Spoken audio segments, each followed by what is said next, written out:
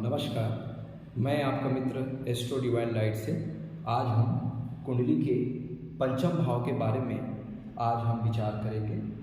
जैसे कि पहले वीडियो में हमने आपको कहा है कि इस चैनल को ज़्यादा से ज़्यादा आप सब्सक्राइब करिए, लाइक करिए, शेयर करिए, कमेंट्स करिए और अपना सुझाव और मार्गदर्शन ज़रूर हमें दीजिए। पिछले वीडियो में हमने लग्न से शुरू किया था, है ना। लग्न से स्पष्ट किया था कि किसी भी जीव के जीवन के जो उद्देश्य होते हैं उनके बारे में हमने प्रथम भाव से विश्लेषण किया। धन और कुटुंब के बारे में हमारा जो पहला जो कार्मिक साइकिल है उसके बारे में, दूसरा जो कार्मिक साइकिल पराक्रम का है उसके बारे में हमने बताया, तीसरा जो कार्मिक साइकिल जो हमारा सुख का है उसके बारे में भी हमने आपको जानकारी दी। आज हम कुंडली के पंचम भाव के बारे में नक्षत्रों के आधार पर कैसे इसका विश्लेषण किया जाता है इसके बारे में आपको बताएंगे।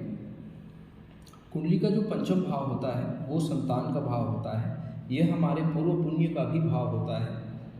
इस भाव में शास्त्रकारों ने पूर्व फागुन के 4 नक्षत्र, मघा के 4 नक्षत्र और उत्तर फागुन के 1 नक्षत्र को कंसीडर किया गया है। पूर्व फागुन नक्षत्र जो होता है वो शुक्र का नक्षत्र है। शुक्र जो है वो प्रेम का कारक होता है, लग्जरियस का कारक होता है, हमारे एंटरटेनमेंट का कारक होता है। मघा जो होता है वो हमारे पितरों का नक्षत्र होता है। मघा नक्षत्र में जो भी जातक का जन्म होता है वो बहुत स्ट्रॉन्ग विल पावर के साथ उनका जन्म होता है। ये हमारे पितरों से ये नक्षत्र जो है वो संबंधित होता है। और तीसरा जो नक्षत्र होता है वो सूर्य का नक्षत्र होता है, जिसको हम उत्तर फागुन नक्षत्र कहते हैं। इस कारण से इस भाव को हम आत्मा का भी भाव कहते हैं। गुरु महाराज इस भाव में कारक हो जाते हैं। गुरु महाराज को यहाँ पर विशेष कारकत्व की प्राप्ति होती है। इसको हम ज्ञान भाव भी कहते हैं क्योंकि सूर्य जो है वो ज्ञान का कारक है। हनुमान जी के बारे में एक किंवदंती है कि उन्होंने सूर्य को निगल लिया। वस्तुतः इसके पीछे कारण यही है कि हनुमान जी जब उच्च शिक्षा प्राप्त करने के लिए भगवान सूर्य के पास गए और सूर्य को गुरु बना करके उन्होंने जो है अपनी उच्च शिक्षा जो है वो पूरी की। तो इस तरह से पंचम भाव को हम विश्लेषण करते हैं। इससे हम प्रथम संतान का भी विचार करते हैं। अब ये हमारे उच्च शिक्षा का भाव है, तो उच्च शिक्षा के लिए जो प्रमुख कारक जो नक्षत्र होते हैं, सबसे पहला है शुक्र का नक्षत्र। शुक्र के बारे में हम जानते हैं, शुक्र जो है वो डिवोशन का, समर्पण भाव का ये कारक होता है। क्योंकि अगर किसी जातक का सपोज MBBS में एडमिशन होता है, कोई टेक्निकल एजुकेशन में अगर वो एडमिशन लेता है तो स्नातक स्तर की जो विषयों की जो वो पढ़ाई करते हैं, इंजीनियरिंग लाइन हो सकता है, मेडिकल सेक्टर हो सकता है, कारपोरेट सेक्टर हो सकता है, कॉमर्स का फील्ड हो सकता है, तो जो भी विषय का जब चुनाव करता है तो उस समय क्या होता है कि उस विषय में उनको विशेष पारंगत होना पड़ता है। तो ये जो समर्पण भाव से जब तक कोई विद्यार्थी अपने विषयों को आत्मसात नहीं करेगा तब तक उसको ज्ञान की प्राप्ति, गुरु रूपी ज्ञान की प्राप्ति उसको नहीं हो पाएगी। जिस तरह से हनुमान जी ने समर्पित भाव से पूरे शिद्दत से वो आसमान में जो एक लाल रंग का जो तारा था सूर्य, उसको वो निगल लिया। अर्थात उनको ज्ञान की क्या थी, भूख थी, ज्ञान प्राप्ति का उनको लगत था, इसलिए उन्होंने भगवान सूर्य को निगल लिया। निगलने का आशा यही है कि उन्होंने ज्ञान को आत्मसात कर लिया। तो उसी प्रकार एक जो विद्यार्थी होता है उनके अंदर ये जो शुक्र होता है उसको साधना देता है, उसको अपने लक्ष्य के प्रति, अपने विषयों के प्रति उसको समर्पण भाव पैदा करता है ताकि वो समर्पित भाव से अपने विषय से जुड़ सके।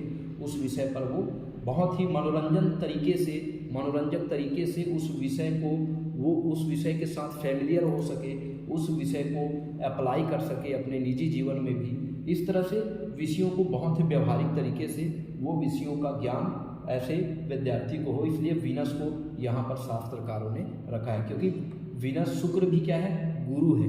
क्योंकि शुक्र को हम दैत्यों का गुरु मानते हैं और चूंकि जुपिटर यहाँ पर कारक होता है, गुरु को यहाँ पर कारक होता है, तो वो भी जो है वो देवों के गुरु है। तो दैत्यों के गुरु और देवों के गुरु दोनों जब एक साथ होते हैं तो कहीं ना कहीं ज्ञान से उसको हम जोड़ करके देखते हैं। तो इस कारण से ये जो पंचम भाव होता है वो हमारे ज्ञान का भाव होता है। और चूंकि सूर्य आत्मा का भी कारक होता है और यहाँ पर ये कालपुरुष की कुंडली में यहाँ पर सिंह राशि होती है जो कि हमारे आत्मा का कारक होता है, और यही जो है वो हमारे पास्ट लाइफ का भी कारक है। जो पूर्व जन्म में जो पूर्व पुण्य हमने किए हैं उस पूर्व पुण्य का भी कारक इसी पंचम भाव से हम विचार करते हैं। और केतु तो है ही पास्ट लाइफ का कारक। तो यहाँ का जो केतु होता है ये केतु की मूल त्रिकोण राशि भी होती है। केतु यहाँ पर अच्छे फल प्रदान करते हैं। और जो सूर्य का जो नक्षत्र होता है, सूर्य का नक्षत्र हमारे बुद्धि से होता है, सूर्य का संबंध हमारे ज्ञान से होता है, हमारे विजडम से होता है, हमारे IQ से होता है, हमारे इंटेलिजेंसी से होता है।